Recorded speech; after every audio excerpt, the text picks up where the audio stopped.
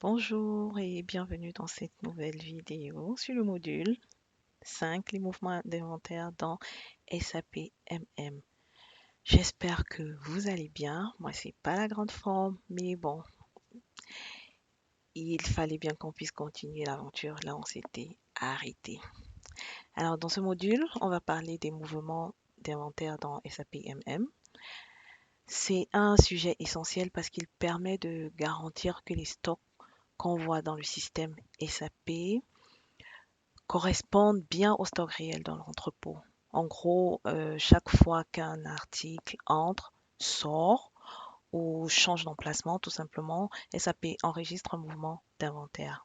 Et c'est ce suivi précis qui fait toute la fiabilité de la gestion de stock.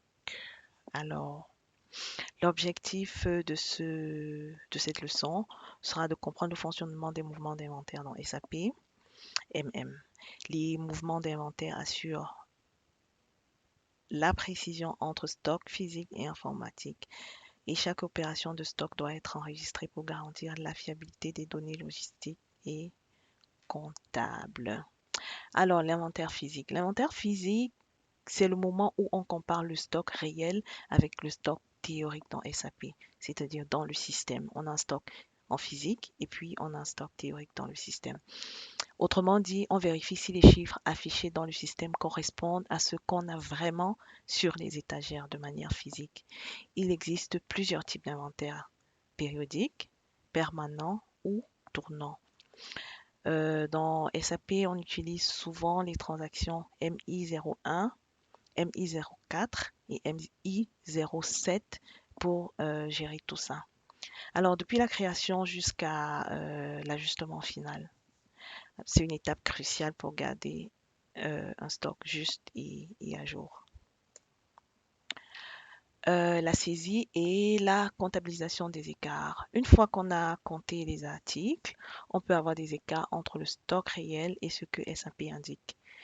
Ces différences peuvent être dues à des erreurs de saisie, des pertes ou des oublis de mouvement tout simplement.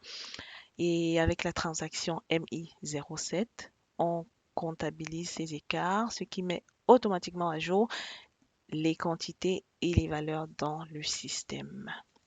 Alors l'idée, c'est que SAP reflète toujours la réalité physique du stock, même après une correction. Ensuite, nous parlons des ajustements de stock manuels. En dehors des inventaires officiels, on a parfois besoin d'ajuster manuellement les stocks, par exemple pour corriger une erreur de mouvement ou enregistrer une sortie de marchandises non planifiée. Dans ce cas, on utilise des transactions comme MIGO, MIGO, MB1A, MB1B ou MB1C. Chaque type de mouvement a son propre code, comme le 201 pour une sortie de consommation par exemple, ou le 311 pour un transfert entre emplacements. C'est une fonctionnalité très flexible mais à utiliser avec précaution.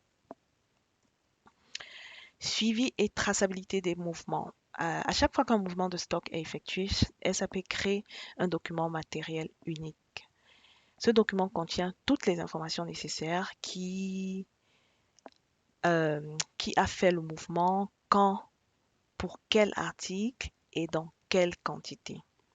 Alors, grâce à la transaction MB51, on peut retrouver facilement l'historique complet des mouvements. C'est un outil indispensable pour les audits et pour comprendre la vie de chaque article dans l'entreprise.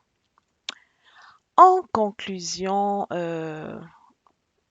pour résumer tout cela et faire un petit teaser pour le module, vers le module 6, les mouvements inventaires sont le cœur de la gestion des stocks dans SAP MM. Ils permettent de maintenir une cohérence parfaite entre le stock réel et le stock système, tout en assurant une traçabilité complète.